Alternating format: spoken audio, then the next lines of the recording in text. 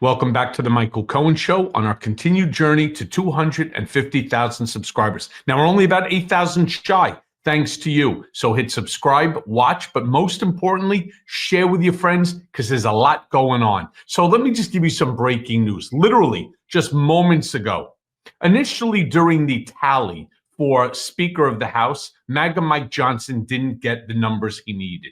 It was 216 to 215. Then all of a sudden, he went back with two members of Congress, Congressman Self and Congressman Norman.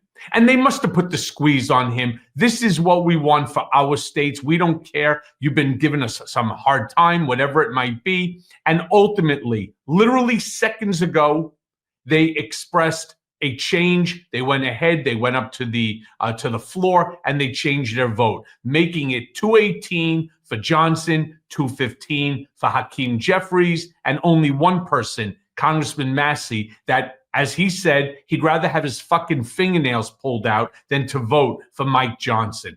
Now, one of the other things that I want to remind you of is the danger of what we're now seeing. What we're seeing, of course, is that there aren't enough members of the Republican House of Representatives that are willing to really hold we'll say the foot to the fire, right? I mean, they are just not willing to do anything that could jeopardize their seats or to anger the president-elect. See, these two guys, Self and Norman, they knew they needed certain things, additional things for their own constituents. And so they played the game. They held out until the very end. They called their names. Again, there were like 6 members of Congress who did that. Massey was the first one, came out and said no. Self and Norman abstained until the very end. Then they went ahead and they voted for other individuals. Okay. What ends up happening now? They have all the power because, again, it was 216 for Mike Johnson, 215 for Hakeem Jeffries, and these 3 holdouts, which made all the difference. Well, they got what they wanted. He goes ahead, he changes. The reason I say that this is important is because we've been seeing over the last couple of days, like Representative Malliotakis from New York, who went on, I think it was CNN, and praising Mike Johnson. Remember, they had put out an entire list of his accomplishments. We're going to get to that in a minute. But first, I want to show you this clip of Malliotakis. It's inaccurate, which is why this entire conversation is so important. Play the clip. I think that there's members in my own party, unfortunately, that want everything. It's their way or the highway. And there's little regard for many of the other members that we represent a very diverse group across the country, all right? We have people across the political spectrum, moderates to far-right conservatives. And I'll say that we need to do what we believe is the best thing for our constituents. And at the end of the day, we're willing to negotiate certainly on how that's accomplished. And overall, let's be honest, 90% of the time, we agree. We agree on the big picture issues.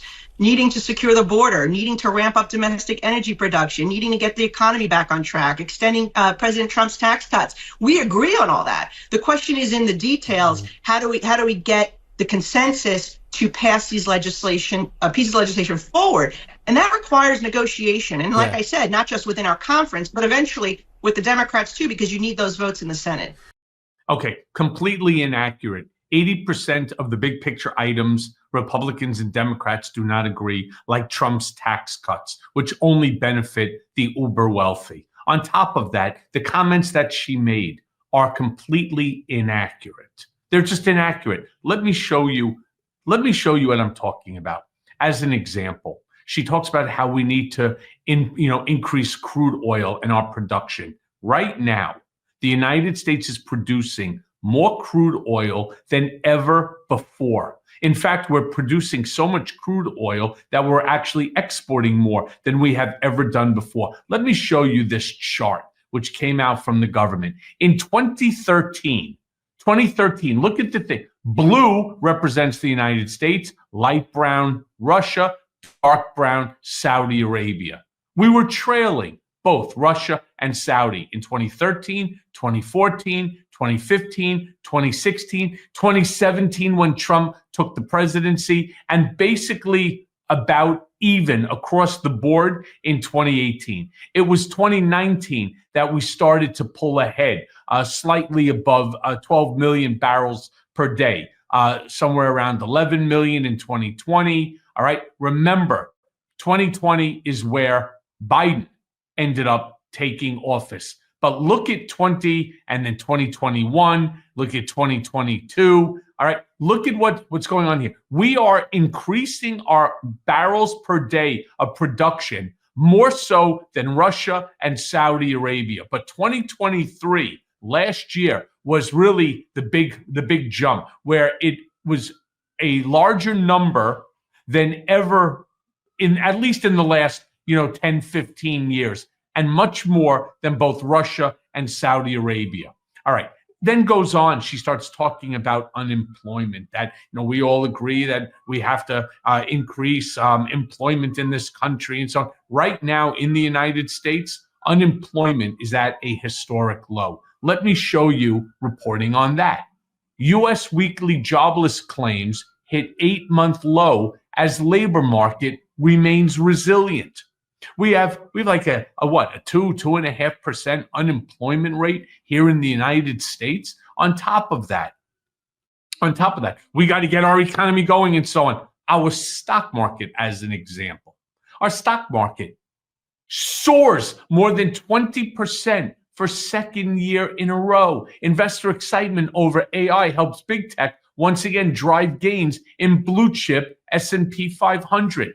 Right now, our stock market has never been higher. It's never been. Our economy is exploding.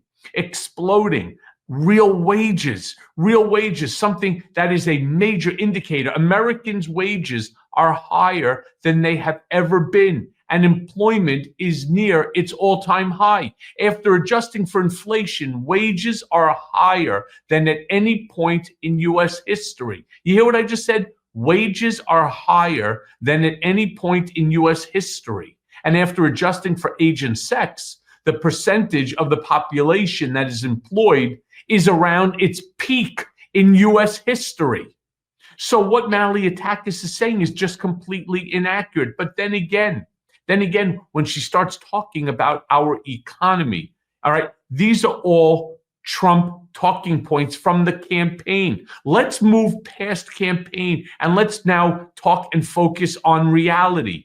Our GDP against China is incredible. We are outpacing them. Look, this is from Forbes Business. U.S. growth seen outpacing China's for first time since 1976.